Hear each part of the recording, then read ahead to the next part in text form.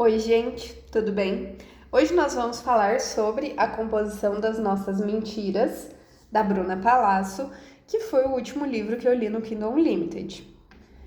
Assim, essa foi uma leitura que me surpreendeu de muitas formas, já que eu estava esperando um romance bem clichê entre um rockstar, uma fã, alguma coisa assim. E apesar de esse ser o romance que acontece na história, o que me pegou mesmo e foi o foco nos sentimentos ao redor do casal e de como a história individual deles afeta diretamente o desenvolvimento desse amor, desse relacionamento, enfim. E eu sei que o contexto sempre importa nas histórias de romance, no desenvolvimento dela, só que eu não estava preparada para tipo a profundidade que foi dada nessa história em específico. Então o Kyle, ele é o vocalista da banda The Galaxy of Chaos, com uma bagagem familiar bem pesada, 6 overdoses na conta, uma batalha constante contra o vício, enquanto a Aimee, ela é a princesinha da América. Ela é uma modelo 12, 13, 14 anos mais nova do que ele, e inclusive ele foi colega de faculdade dos pais dela, só que eles eram veteranos dele, né? E ela é uma mulher que sabe muito bem o que ela quer. Ela é rancorosa no nível de que quando ela descobriu a traição do noivo dela, ela guardou tudo para uma apresentação no dia do casamento para se vingar do arrombado. E ela é conhecida como a princesa de gelo justamente por causa disso, né? Mas que ela sempre foi obcecada pela banda e mais especificamente pelo Kyle. Então, mesmo tendo várias pessoas do seu convívio muito próximas, já que o Caio é amigo de, tipo, boa parte da família dela devido à época da faculdade, ambos sempre foram mantidos afastados por esses adultos que sabiam das tendências destrutivas do Caio e da obsessão nada saudável que a Amy tinha por ele. Mas ainda assim, um belo dia eles se veem num show e ele fica totalmente encantado por ela, começam a trocar mensagens, escondido, obviamente, né? Já que todo mundo sabe que esse envolvimento pode ser muito errado. Só que depois de uns dias de conversa, o Kyle dá um bloco nela, querendo fazer a coisa certa, porque ele tem plena consciência do que ele tá fazendo. Só que meses depois, os dois se reencontram porque ele se muda para o mesmo prédio que ela. E eles voltam a conversar, a interagir cada vez mais, já que ele se apaixonou por ela ali desde o primeiro momento, só que devido à doença, ao vício, ele tenta se manter o mais longe possível, porque ele tem certeza que as recaídas virão e ele não acha que ela merece fazer parte disso, fazer parte dessa vida, dessa parte da vida dele. Apesar disso, ele não consegue resistir, eles acabam transando.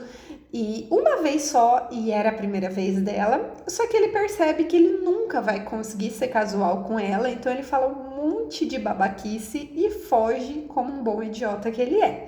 Só que o que nenhum deles esperava era que dessa uma vez sairia um bebezinho.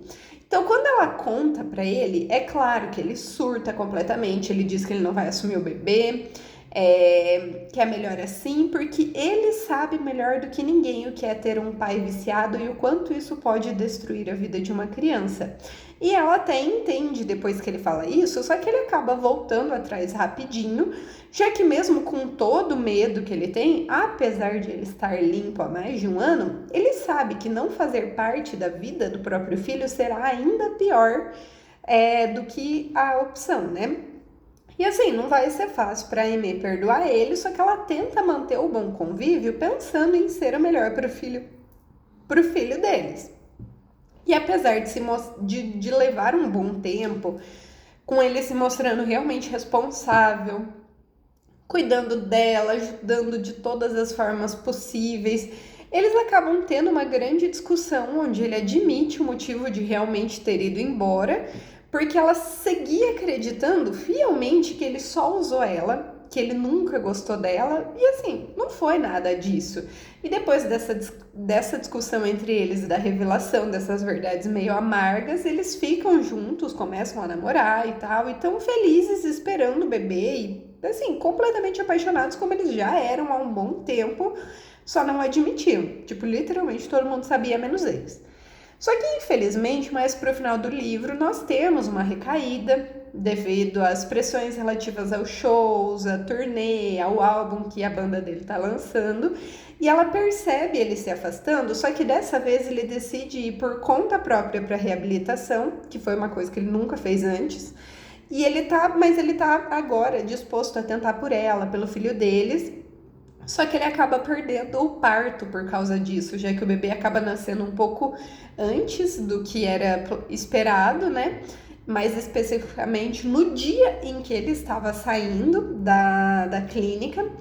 Só que dessa vez, isso meio que faz ser a virada de chave que ele precisava, sabe? A vontade, o vício, elas ainda estão ali, só que dessa vez ele tem mais armas para lutar contra isso. E no final do livro eles ficam noivos, eles compram uma casa na cidade dos pais dela, de onde eles vieram também, né? Pensando na segurança do bebê em relação à mídia, aos fãs em Nova York, e eles se casam, assim, em um epílogo extremamente fofo. E todo o desenvolvimento da história deles, ele foi bem difícil, só que a leitura trouxe tantos sentimentos, sabe? Que realmente tocam o leitor, pelo menos me tocaram enquanto eu estava lendo, e deixaram tudo muito mais impactante nessa história. O peso da mídia, dos fãs, das obrigações em geral de ser uma pessoa pública, que ambos são, apesar de lidarem de formas diferentes com isso, e como isso afetou eles de formas diferentes também. Além do que a perda e o abandono no passado, rancor, mágoa, as formas de lidar com esses sentimentos, o conceito de família, que não é de sangue, porque lendo eu descobri que existem vários livros contando a história de todos os casais adultos. Então, assim, é todo um universo que eu não conhecia, né? Eu só vim ler esse.